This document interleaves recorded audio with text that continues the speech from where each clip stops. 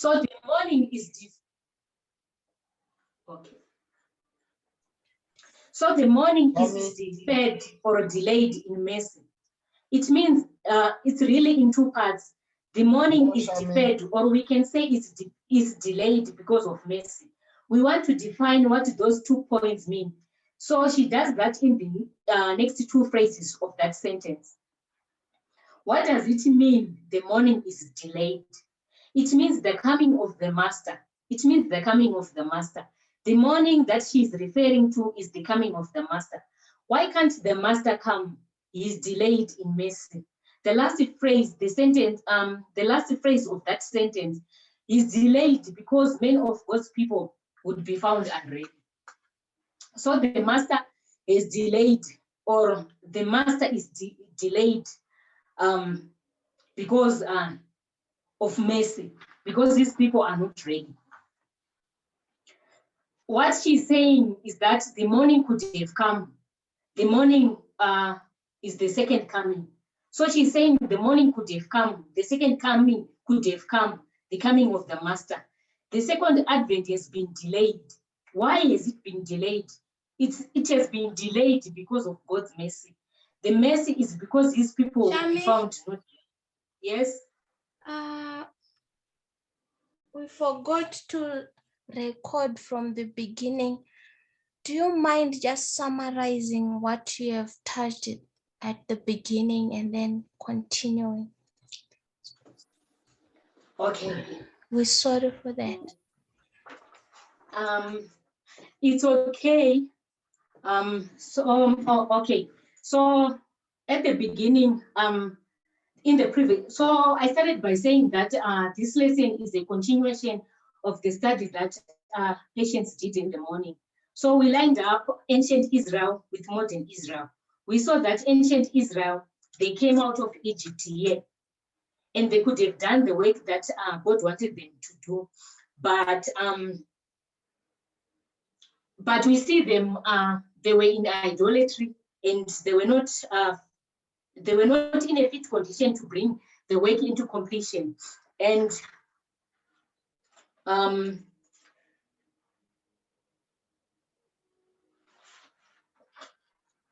so when we come to the time of Rome here, we see God doing a work, and he's going to raise up people beginning with 12 disciples. So he's going to cut out a stone from the mountain here in the time of Rome. The Omega history of ancient Israel. So I was saying we also see the same pattern when we come here to Omega history of modern Israel. So when God is going to do a work, he's going to cut a stone from the mountain to do that special work. So we see God raising up a messenger, John the Baptist, through the work of Christ, and we see him introducing parables. So even in our time here, we also see God raising up a messenger, and he's going to introduce parable teaching. Even when we want to look at the time of Rome, in the time of Christ, parable teaching was something that was changed to the Jews, even to the Pharisees. If we go to the Old Testament, you won't find stories about the wheat and the tares. You won't find the story of the lost coin. You won't find the story of Lazarus and the rich man here in the Old Testament. But you see them, Christ introducing them here. So even in our time, we see things like at the beginning, when parable teaching was introduced, it seems like it was something that was strange to us. But in time, in this time, it cured them from the idolatry they had. So also in our time, this is the cure for us, parable teaching. I hope it's clear. So, so when we come to modern Israel, we see the exact pattern. They came out of the time period of 1260. God raised up a messenger who is William Miller. He was to draw them out of fallen apostate Protestantism. And in that time period, they could have completed the work they were assigned to. So here, in the alpha of modern Israel, there was a question that was asked in the study by Elder Tess. Could they have brought the work of knowledge of, could they have brought the knowledge of God to the world? And could have Christ come back, or could the second advent have occurred here? It was a question. Could the second coming have occurred here at the alpha of modern Israel? And Ellen White says yes.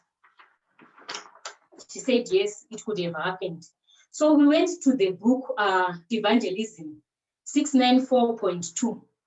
Evangelism 694.2, 694.3, 694.4. So these 4 paragraphs. So these paragraphs are in successive order, 2, 3, 4, but they were written years apart, you know, a period of 34 years. So the first one, 94.2, was written in 1868. And the topic for the title for that paragraph, 694.2, it says the title is Deferred in Mercy. So it says, the long night of gloom is trying, but the morning is deferred in mercy. Because if the master should come, men would be found unready. God's unwillingness to have his people perish has been the reason for so long a delay. So the morning is delayed or deferred. The morning is deferred or delayed in mercy. It's really in 2 parts. The morning is deferred, or you can say delayed, because of mercy. We want to define what those 2 points mean. So she does that in the next 2 phrases of that sentence. What does it mean the morning is delayed? It means the coming of the master. The morning that she is referring to is the coming of the master. Why can't the master come? He is delayed in mercy. The last phrase of the sentence, because many of God's people would be found unready. So what she is saying is that the morning could have come. The morning is the second advent, the coming of the master. The second advent has been delayed because of God's mercy. The mercy is because his people would be found not ready. So here, in this history, Ellen White is saying Christ could have come, but he was delayed because of mercy, because his people were not ready. So as they came out of Egypt, they entered Canaan. They could have been prepared for his first advent. So like what Patient said in the morning, this first history was preparing for Christ's first advent, this history. So he's saying here in Egypt, they could have prepared for his first advent, but they were not ready. While with Adventism, when we see the time period just after 1844, they could have fulfilled their job function and Christ could have come and the second advent could have occurred, but it's delayed because God's people are not ready. So here in this history, Ellen White is saying Christ could have come, but it was delayed because God's people were not ready. Then we have the time period of Babylon, this time, the time of Babylon. This was meant to cure them from idolatry, but it was half successful and not complete. It was not the history of full success. It was the history of half failure and half success. We also find that there's a time period after the Millerites' history when the work was set to be completed. So here, Ellen White is saying also the work was half success, half failure. So here also we can say it was a failure. Here we can say it was a failure. Here it was also a failure. Here it was a failure. So Ellen White is saying also here also it could have been also a history of the history could have been completed. And what history was it? Here, the time period, the year. I'm just looking for the year. This we can say the Millerites history. What time was this? I'm looking for the year. 1888. Yes, thank you. Thank you, Milton. It was 1888 history. Ellen White says, we are now in the loud cry of the third angel. You have the Sunday law being instituted in the United States. The external world is set up for the closing scenes. The movement is being set up. There's a loud cry occurring. The message of righteousness by faith by Jones and Wagner. The work could have been completed in 1888. So Ellen White is saying the work could have been completed there in 1888.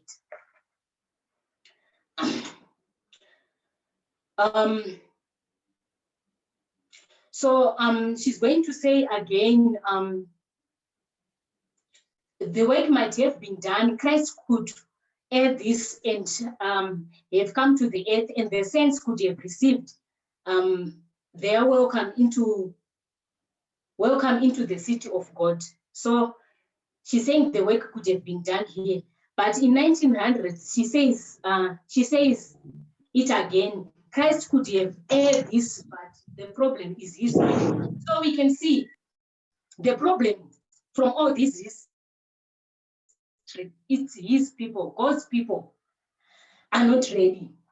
So in paragraph, in Evangelism, also 694.3, the paragraph 0.3, she repeats that in 1903, if Christ's people would have obeyed his word, they could have been in heavenly Canaan. The work could have been completed, but both times it was the history of failure. Like what we have said, both histories were histories of failure for God's people. And when we come to the end, we find ourselves in the history of success. We know that this history was a history of success. So he's saying when we come to the end of this history, it's going to be a history of success. And these structures are showing us that it's going to be a history of success, and we are in that history of success. We have spoken about the Alpha and the Omega history, the history of failure and the history of success, identifying that there is failure, and finally success at the end. As we look at the history of 144,000, this one, we can call it the history of 144,000. We are going to understand the nature of this history by understanding the end of ancient Israel. So for us to understand this history, we need to understand this history. I hope it's clear. I remember Peshishi made in the morning also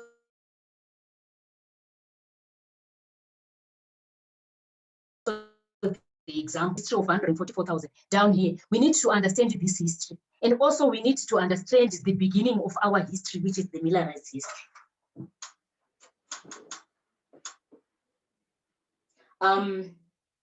As we look at the history of 144,000, we are going to understand the nature of this history by understanding the end of ancient history, ancient Israel, and also by understanding how the church began here. What was happening both internally as God raised up William Miller and started teaching him in a particular way. The prophecies, but also what was happening also externally in that history. It can teach us what is happening is externally right now. So what was happening in the Millerite time, the beginning here, it can also help us understanding what's happening during this time, both internally and also externally. What I want us to do is to understand what's happening externally within Protestantism just prior to 1798. So if we understand what was happening here, it will also help us to understand what it will also happen. It will also help us understand what's happening, what happened during this time, 1989. Oh, my things there.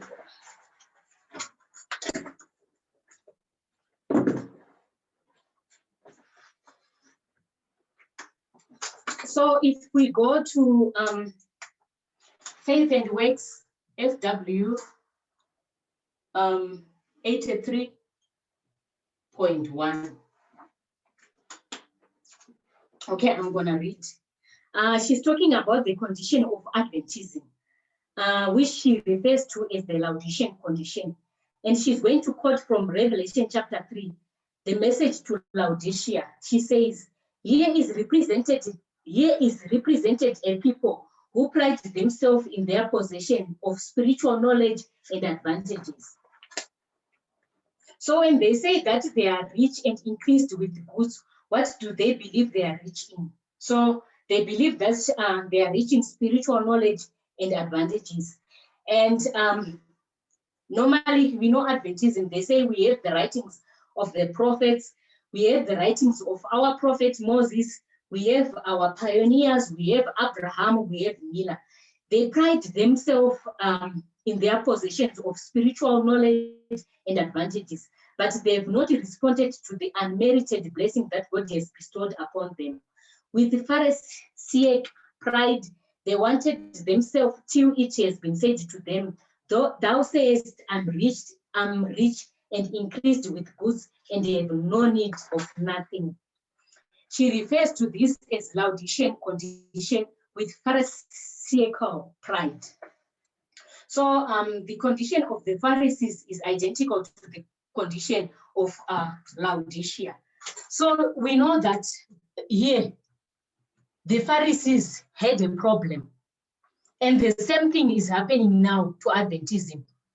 The Adventism, they have a problem. So when we see today that the church is the church of Laodicea, what are we identifying is Phariseeism. In that time period, when you talk about the Pharisees and the idolatry that Israel was in, it was not immorality, it was not gay rights, it was not gay marriage, it was not inappropriate behavior on television, it was not computer games. These are not the things that are being referred to as Laodicean condition. That makes us like the world. What is being referred as Laodicean condition is the issue of the Pharisees that they had. They believed that they were a peculiar people ready to receive the Messiah, but they had formed a God in their own image, like what we learned in the morning about the epistle. They were worshiping a pagan God and didn't even know it. When we look back, we see that the pagan God was the one that took them out of Egypt, the epistle. So it was the God that they were worshiping in. Like what we have learned in the morning, they were saying they are worshiping Jehovah when they were doing that.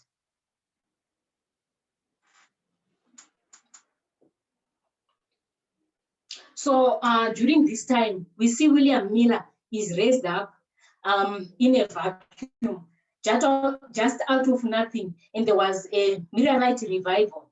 What I want us to see is the broader picture of what was happening during this time.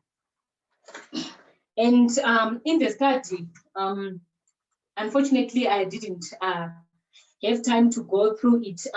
Elder Tess talks about the Great Awakening, saying that if you are not familiar with that that study of the first Great Awakening, we have to go look it up on Wikipedia. It gives the overview of it.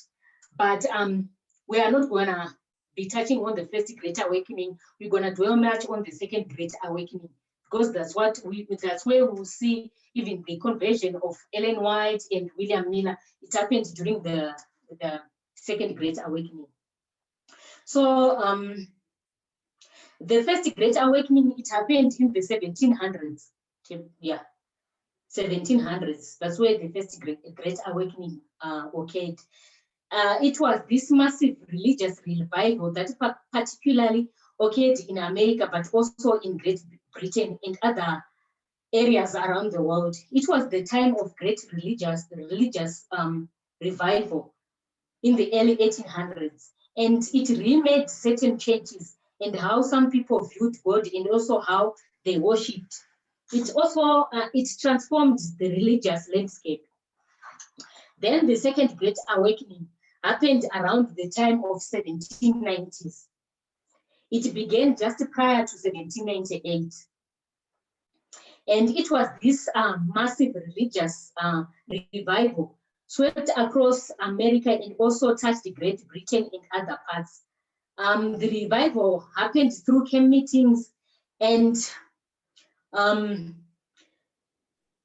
during that time, there was camp meetings were held all over, and traveling ministers would go on horseback doing camp meetings.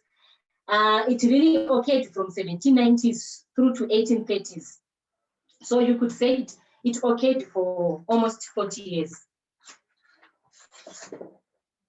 Out of this Second Great Awakening is what the Millerites and then the Adventism grew. So during the Second Great Awakening, that's where we see the Millerites, the group of the Millerites being formed, that later grew and became the Seventh-day Adventist Church. We also look back and see the conversion of our pioneers from deists like William Miller to Protestant. So during this time, we see William Miller being raised up. He was a deist, but we see him being converted. We also see Ellen White go to church and hear these fiery sermons about hell, and she's convicted of her sinfulness. And that's all happening during the Second Great Awakening within Protestantism, not within the Millerite movement. And then it's also then that develops into a Millerite movement. What happened under the First Great Awakening was a radical change in Protestantism.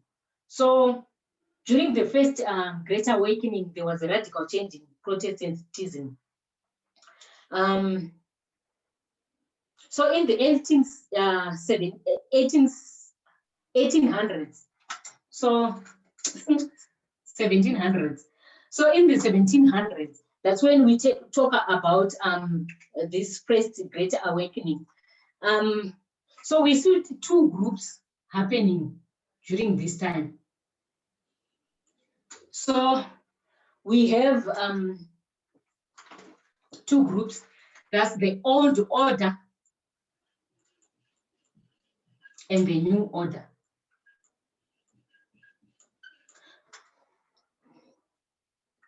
So we can just call them the old order. These were conservative. Then these ones were liberals.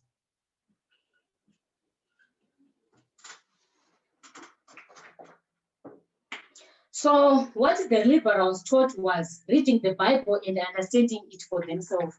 That's what the liberals believed in, reading the Bible and understanding it for themselves. Then for the conservative side, you could have these aged ministers in America that many of the people would look up to. And they were like moral guys in the United States. They commanded a great deal of respect. The people would look up to Protestant ministers to define the word of God for them.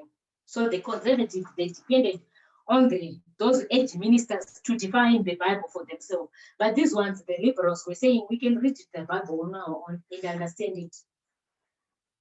So the first Great Awakening in the early 1700s, you had this strengthening in the liberal type of Protestantism.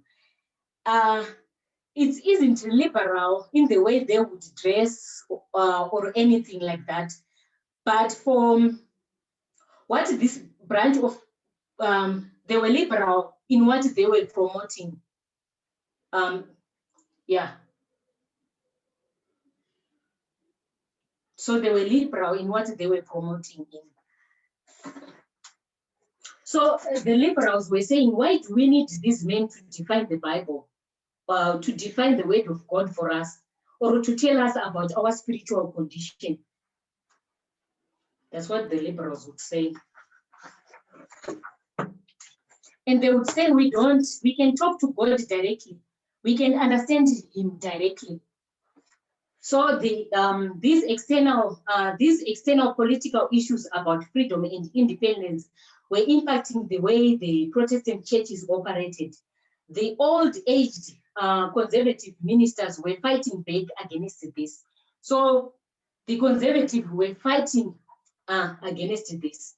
They created the two warring factions within Protestantism. These edge ministers saw that this is a disrespect, and they were losing their status in society. Even if they had not lost much.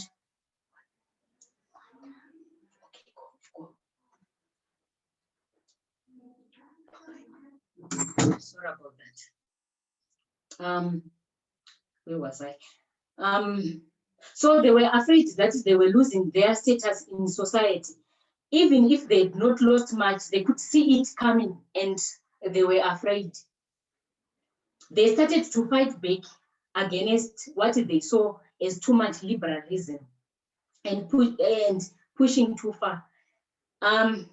It's really these two sides, and it's connected to the external events, because you have also we also have the American Revolution. You also have the Constitution, the idea about individual liberty and freedom, and also debate within the church. And how does that make us look as a church? So that's what happened in the First Great Awakening, and it was building as we come to 1798, which is the time of end. It wasn't something that died out, it was really building. Then when we come to the Second Great Awakening, that great religious revival that swept across America, you had two churches that came out of that. So during the Second Great Awakening, there are two churches. My body is so small. I don't know where to put it. Yeah. Let me just put it here, but it happened. Let me put it here. There are two churches that come out of this. The two movements, two churches. We can call it, we have the Mormonism under Joseph Smith, Mormonism, and also Israelites. Yeah, those are the two churches that came out of that. So Mormonism and Millerites were the new denominations that grew out of the Second Great Awakening, side by side. They were the products of the Second Great Awakening. The other churches might have changed in some way, but they might have changed some of their perspective. But these were the two denominations that came directly out of the Second Great Awakening. So Mormonism was under Joseph Smith, and Millerites was under William Miller. Then Mormonism transformed in 1894. That's when Joseph Smith decided to run for president in the United States in 1844. And in 1844, it was an election year, and he went on a campaign trail, the leader of this movement, this church, Mormonism.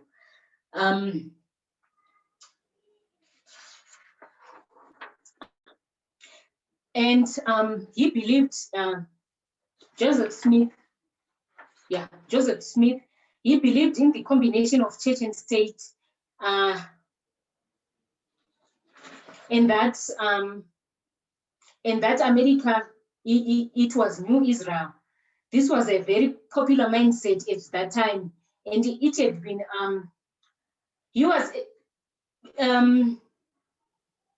Joseph Smith and William Miller, they were quite different. Joseph Smith, he spoke about William Miller and he attacked him publicly. He used the same old arguments that we are all familiar with on how God doesn't give us the day and the hour of his coming.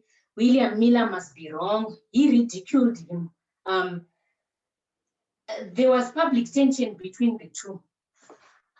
Then in 1844, in the midst of the election campaign, Joseph Smith was assassinated, the leader of Mormonism. He was assassinated and died. Then Mormonism went from one leader to another. Yeah.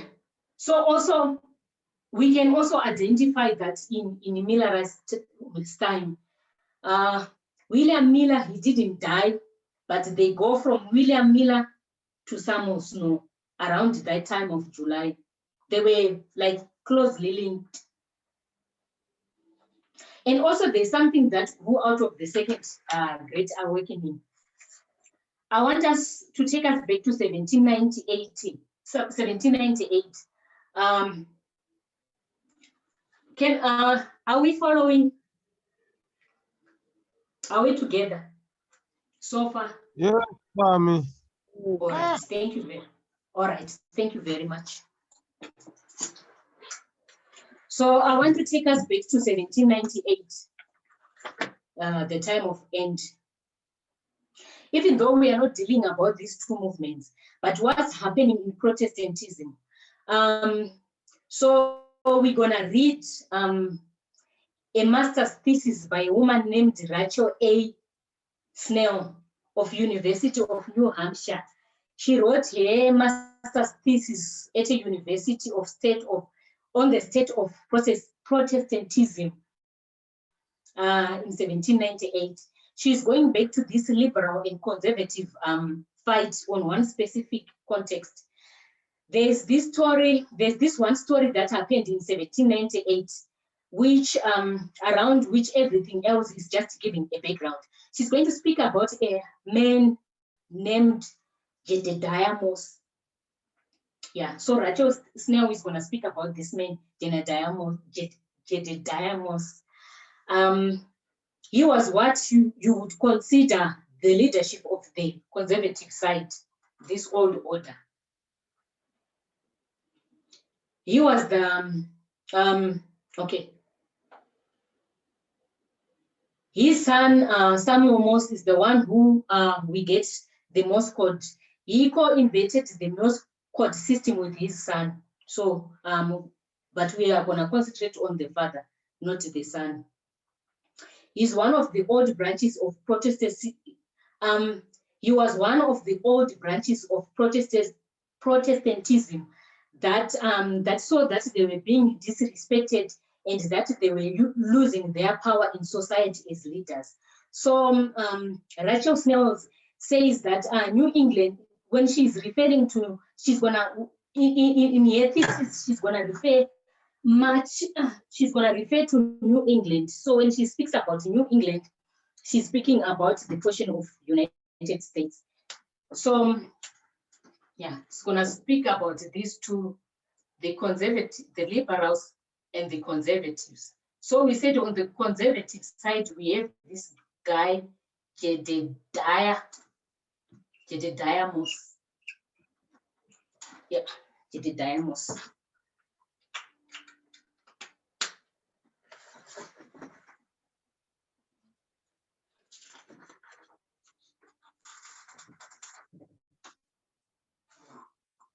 So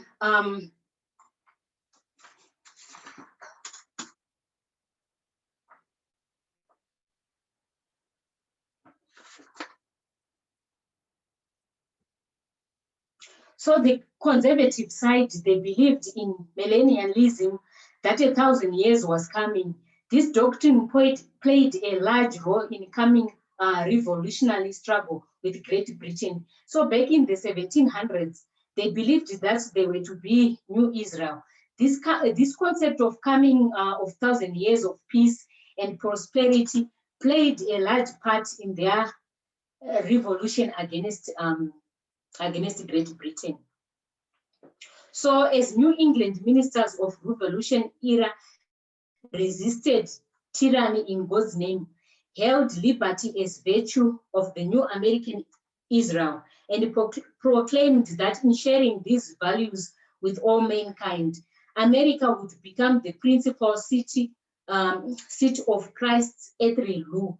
New England society was particularly susceptible to get forging of connection between the religious and the political spheres for several reasons.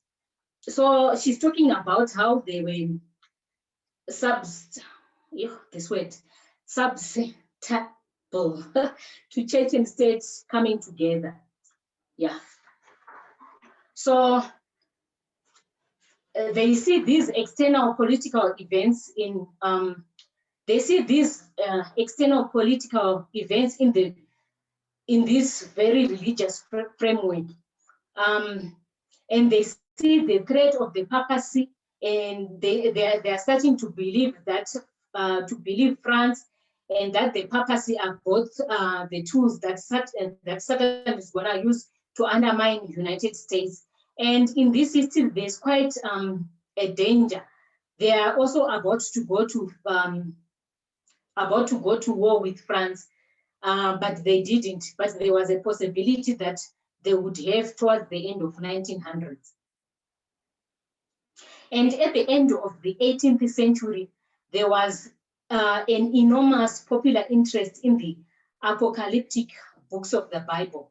So in the history of 1798, there was a great renewed interest in the book of Daniel and Revelation.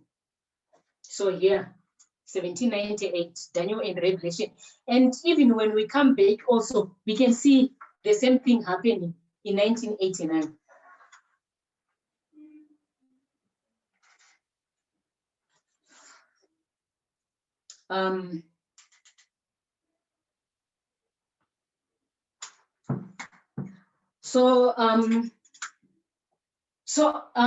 Their problem was molarity. So Genediamos was having a problem with molarity, and you are seeing there's a problem. And we see him talking about this thing before 1798. So when we come also to our history here, before 1989, we can also see, okay, I put 1989 in the wrong. 1989 is supposed to come here. So before 1989, we can see people like Jerry Falwell. Yeah, we can mark Jerry Falwell here. In the moral majority.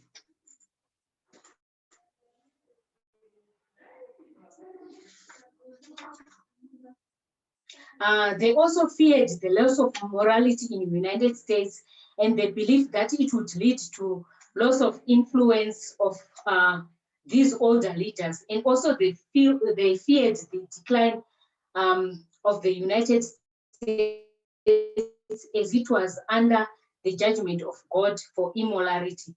It's the same thing that Genediamos was preaching in 1798. So during our studies, we're going to see these two groups, both happening internally and externally. I think it makes sense. Even in our time, internally, we can see these two groups. Even externally, we can see these two groups. Are we together? Yes. Okay. Yes. Thank you very much. So during the 1790s, the Western Massachusetts, Massachusetts, and all of the Connecticut remained dominated by the Orthodox Congregationalists, which were the conservative, who significantly outnumbered the liberals. So we see Yale University. These universities played a key role, and they played a key role in this history in the 1790s. Located in the old Calvinist territory of Connecticut, was a bastion of Orthodox Old Calvinism, and Timothy Dwight, its president from 1795 until his death in 1817. Could be a crucial ally of Genediamos. During the 1790s, Dwight focused on the social duties of the church. Therefore, he identified the goals of Orthodox Old Calvinism clergy. So this lady who wrote the thesis, she said that this area was particularly led by the conservative bastion of that, and it was Yale College, which would become Yale University, and we could and he would become the leader of Yale University, much like we talk now about Liberty University in the South, led by Jerry Falwell. From that moment of ratification of the Constitution, 1798, Dwight responded along with his fellow religious leaders. Dwight was the head of Yale College. He stressed the importance of morality. He warned that this new constitution that the United States had signed, however indispensable as purely negative system of restraint, will neither restore order or establish justice in America unless it is accompanied or supported by morality among all classes of people, echoing and arguments of the conservative clergy throughout the southern New England. Dwight advocated a public law for the clergy as society's moral monitors. So he's saying that the government and the Constitution, they are all good so far. But if America wants to be prosperous, it needs to be moral. It has to be moral. The government has to. The government can't do that. That's their job as Christians, as ministers, you know. So he's saying that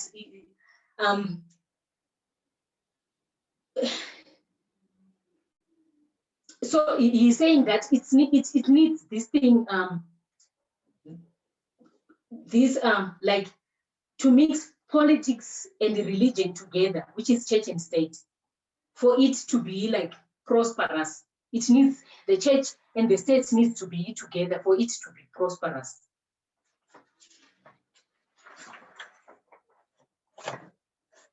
So this man whom we said for the conservative side, we have this man, Genediamos. So he does the sermon. So in the sermon, most criticized, he did a sermon, and in the sermon, he discussed the criticism that he received for meddling in politics. But Moses said, is this any new crime for the church meddling in politics? He says, no, this is old as Christianity. Nay, it is old as the priesthood itself. The priest and the prophets under the Old Testament dispensation, Christ and his disciples under the new, the faithful clergy in every age and every country have preached politics, and they've inculcated subjection to civil magistrates and obedience to the law. They've cautioned the people against animosity and division and warned them about their dangers, whether from foreign or domestic enemies, and have exerted their talents and influence to support their religion and lawful government of their country. So we see the church and state meddling with the state as nothing new.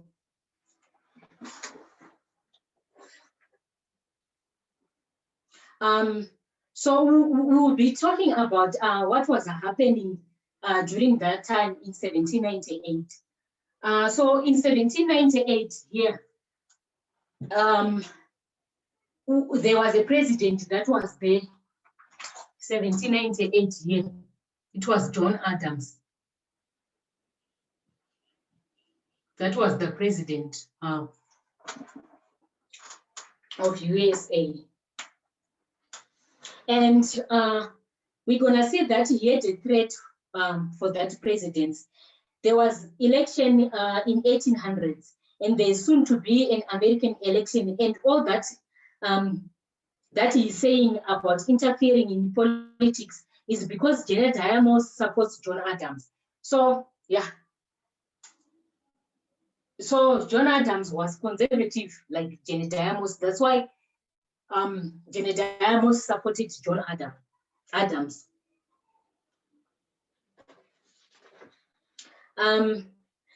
Elder Tess in the study, she made this point that she suggested that if we as a movement were alive in that day, we would have strongly disagreed with John Adams because he believed in church and state. And in 1798, his administration, John Adams, instituted the Alien and Seduction laws, which imprisoned anyone who criticized the government in writing, in publications, in newspaper, through journalism, or any form of public speech. Immigration was also part of that. So you can see, and you see the issues the conservative had during the starting of America during that time. We can see that those are the issues that America is facing also during this time. Can we see that?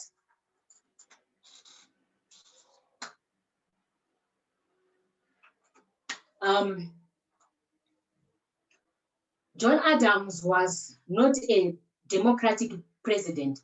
Jenny Diamos is supportive of John Adams, and they actually dialogue closely between themselves. And Jenny Diamos kept a close relationship with the members of his administration.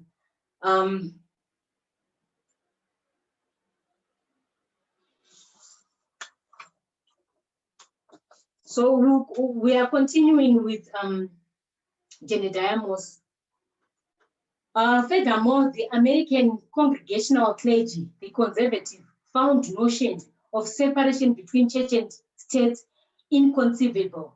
Puritan theology emphasized the intimate relationship between church and state, particularly the influential doctrine of civil millennialism, accustomed to their unusual role and spurred to greater action by the ideology of American Revolution. The clergy hoped to assume a greater role of post-revolutionary America during the 1790s. Jenny Diamos sought to enlarge the role of a parish minister. He assigned the clergy a large role in maintaining Kennedy's happiness and serving a check upon the overbearing of spiritual republicanism. He even suggested that when a minister preached the annual election sermon, they should submit histories of the events of the past history for reference in settling any political disputes, preventing the rise of political faction. However, the majority of American citizenry were no longer willing to allow religious elites to interpret political events for them. Despite this new set of challenges, the conservative New England ministers were unwilling to discard their vision of religious and publican utopia in the United States. Furthermore, they were unwilling to give up their role into forming this utopia. Continuing the biblical imaginary used to describe the revolutionary struggle, they would apply the similar thing to the social development of this Republican.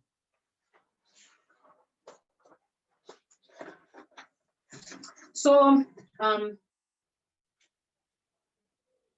you have the Israelites here leave Egypt.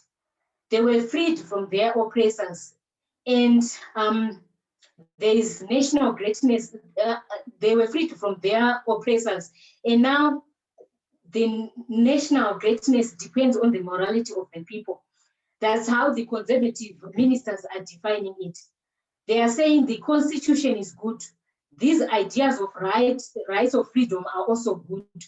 But for us to be successful as a nation, we have freed ourselves from Great Britain, and they called Great Britain Egypt because they were saying, yeah, they you can see their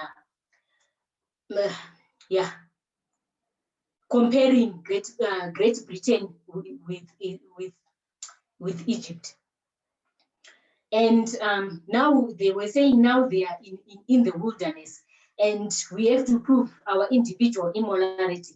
This is the law of the clergy. That's what they are saying. It's the law of the clergy. And we will not be as a great nation, neither politically successful as a nation like France overthrow us. So this is the same thinking that they carried with them all through the history leading to the American Civil War. They are going to say that Israel was freed from Egypt and went into the Promised Land. Then what did they do to the inhabitants of the Promised Land? They put them to death. So we can see that's why it's a problem doing literal to literal reading. It always leads you to mistakes, you know. Yeah. Even because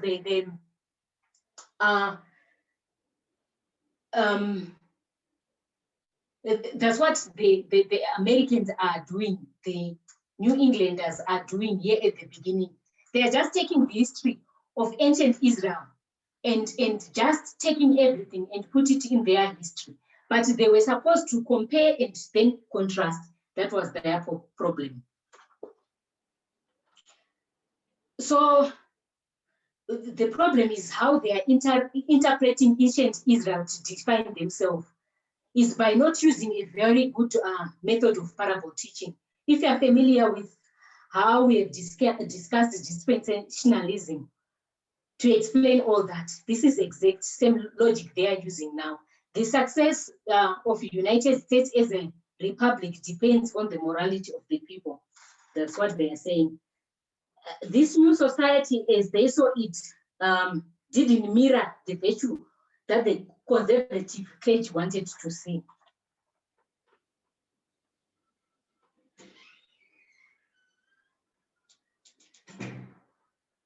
So the conservative, they had their this personal fear of losing influence, and yeah, this fear of losing influence, it promoted them to search for a solution. Yeah, it forced them it promoted them to search for a solution. This created partnership between the Federalists and the conservative clergy. Although new officials, it inaugurated a campaign among the conservative clergy with the Jedediah Moss as their de facto leader. This was the relationship between Jedediah Moss leading the conservative faction, supporting the administration of John Adams. So, like what we have said, when we talk about democracy, John Adams, he was not a good president. We have also mentioned earlier about John Adams' treatment for the freedom of speech, free press, journalism, and also the rights of minorities and immigrants into the United States to deal with the external pressure that were impacting his administration.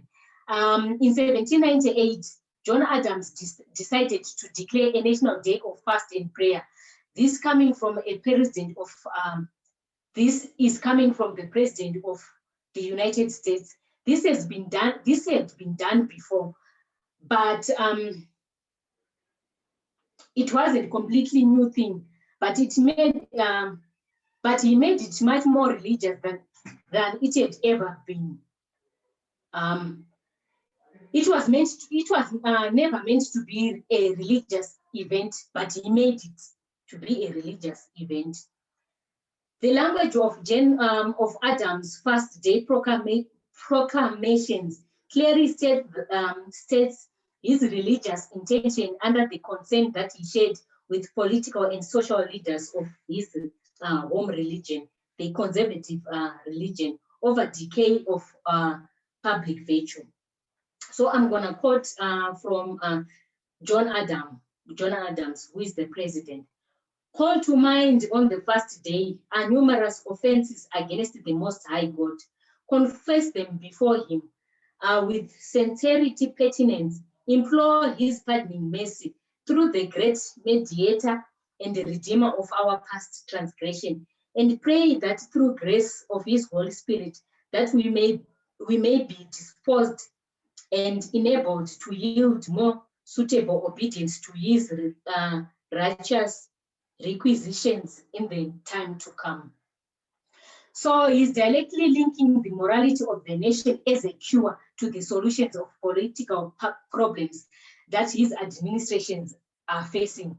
So we see also the same thing happening in our time, that the cure for these political problems in whatever is the morality.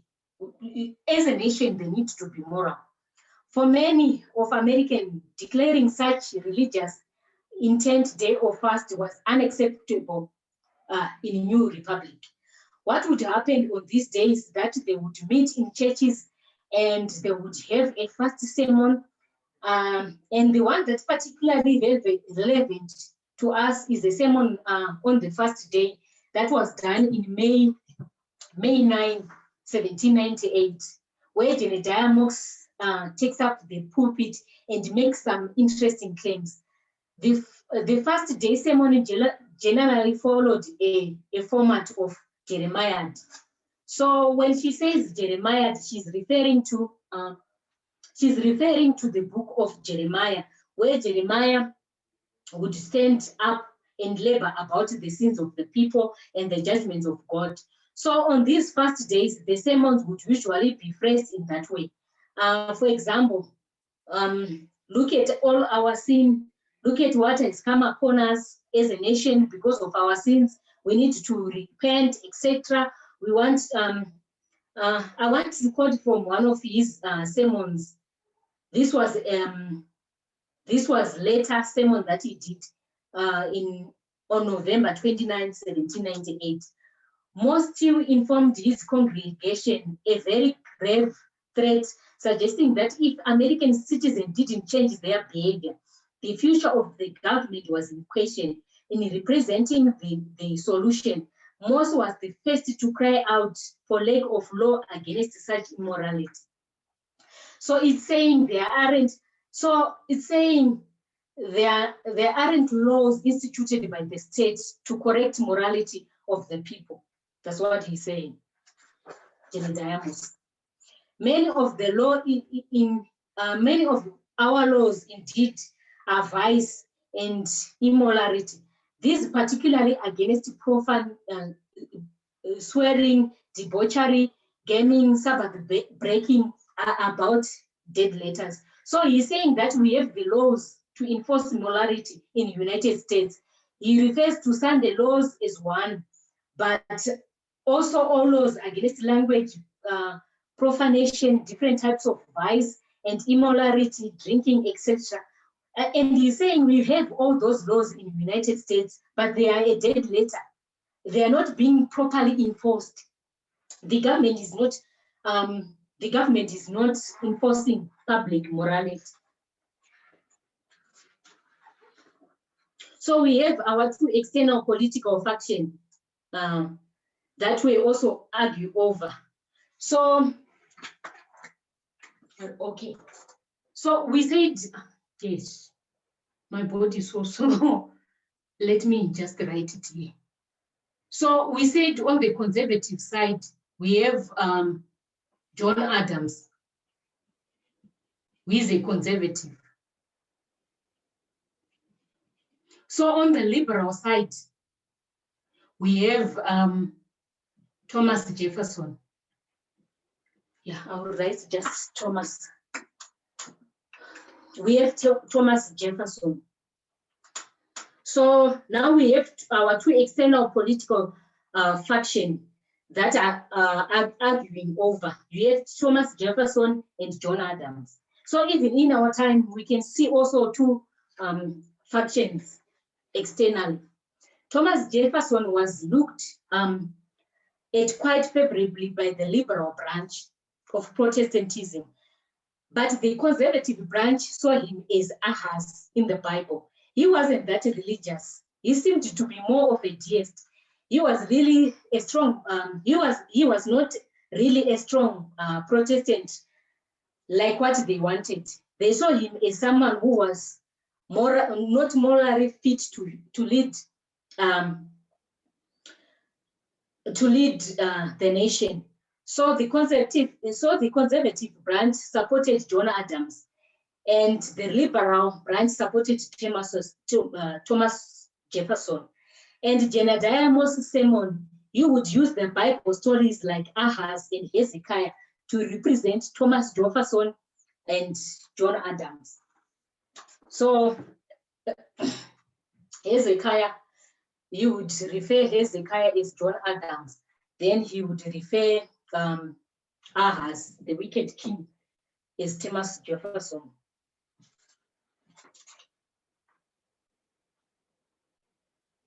Any person familiar with Isaiah would oppose the election of a presidential candidate with many similarities of biblical king.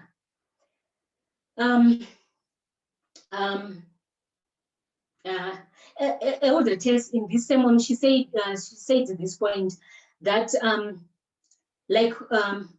if we were living during that time, us as a movement would take the side of Thomas Jefferson, whom they linked with a wicked king, Ahaz. And she said, despite his apparent disinterest in religion in his private life, he is the one that believed in separation of church and state and the Constitution. In January 30, 1799, letter to Morse, John Jay expressed this distress felt by many political, social conservatives. So this is the one of his ally, J. John. It's also one of Jedediah Moses' ally. We see many things, this is what he's saying. We see many things, my dear say, which might be altered for the better. And that I believe has been the case all the time. But all this period, there certainly are uncommon numbers of series of events, circumstances which assume an aspect of continual, portentous, unusual, portentous. The New England Federalists and the conservative clergy made allies by uncertain times and familiar goals, identified two dangers in the American public experiment and the very existence of the Union itself. So here there are a few things happening in this time period. We have the First Great Awakening, two branches of Protestantism, the conservatives and the liberals. You have the catalysmic external events, the American Revolution, the forming of the Republic, and also the writing of the Constitution. Then we have the continuing tension with Great Britain, division of territory, the French Revolution. Then you also have tension with France, which nearly develops into the war with France. There are also these external events that are shaking them.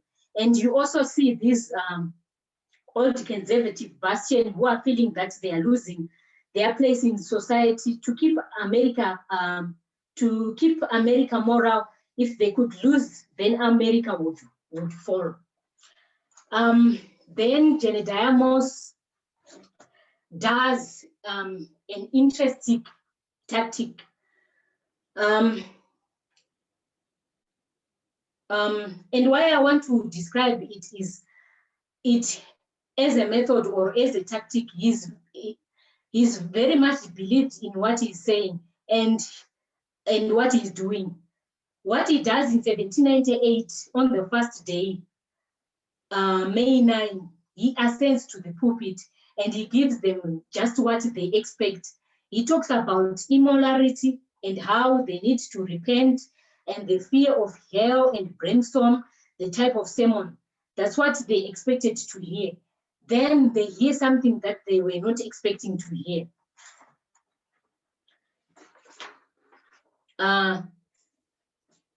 It has been suspected that secret society under the influence of France holding principle subversive of our religion and government existed in this country, and existed in this country, in the United States. Furthermore, by emphasizing consent held by both political and religious leaders in the New England, he provided the conservative element of American politics and religion with an immensely effective explanation. So he says, why is this liberal faction growing? Why do we have this tension in politics? Why do we find immorality condoned? Why do we find someone like Thomas Jefferson rising into power, threatening our current administration? John Adams was set up for election because he had only served for one term, and he's running for re-election towards the 1800s election. And Thomas Jefferson is proving to be a threat to him. Jedediah Moss is going to say, why is there this threat for John Adams, this external threat? Why do we see this political tension growing in the United States and this immoral King Ahaz rising up that's going to destroy us as a nation? And then he says, is the subversive work under the influence and the direction, particularly of France, combined by the papacy through secret society, namely the Illuminati, the Bavarian Illuminati, combined the threats presented by the French and the growing liberal faction into one fashioned enemy. New Englanders, in particular, could identify this ultimate enemy. So the idolatry of conservative Adventism, part 1, it ends here. So it's still a continuation of, we're gonna continue again next week with part 2 of it. Yeah, so just gonna give a summary of what we have learned so far. So we have learned that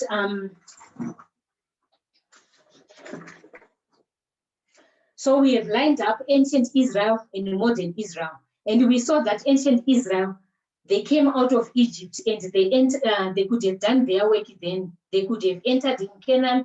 They could have been faithful to God. They could have the Messiah right back. But they asked for a king and they kept on playing around with idolatry. Then they didn't separate from other nations around them, like what God, like what they were supposed to do, and they were not. We find them not in the fit condition to bring the work into completion. And we also see the same thing happening in the Alpha history. We also learned that these histories, the first and the second, this one is the history of failure, but this one is also the history of success, the history of 144,000. We also saw that here, we saw beginning the time of the end, we see a messenger being raised up here to do a special work.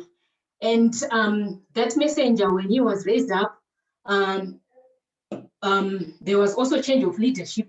Christ had to come and he had to start a work with, he did, we also saw a stone cut out of the mountain, which are the disciples, and they were prepared to do a work.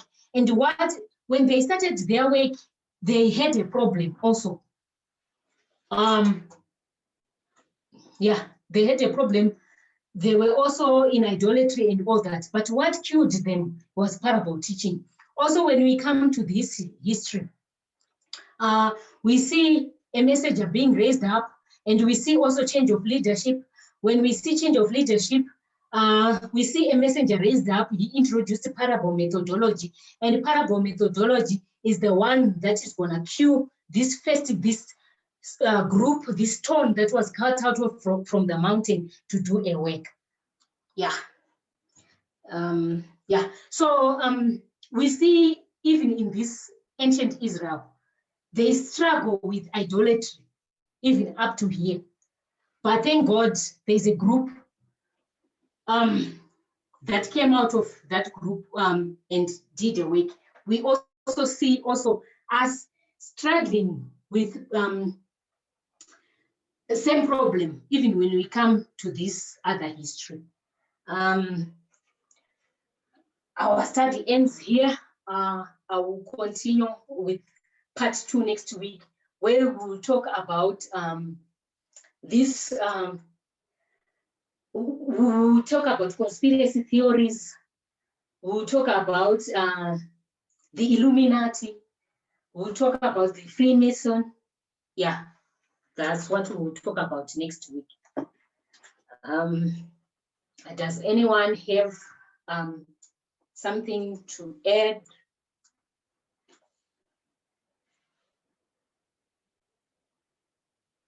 Was the study clear? Hello? Hello? Hello. Okay. Yes, it was very clear. All Shami. right. Thank All right, let us close in prayer. Dear Lord, we want to thank you this afternoon. We want to thank you for the study that we had, the idolatry of conservative Adventism. We pray that may you open our eyes so that we can see this idolatry. Our prayer is that may you open our eyes and we see it as it is, and also help us to come out of it and be clear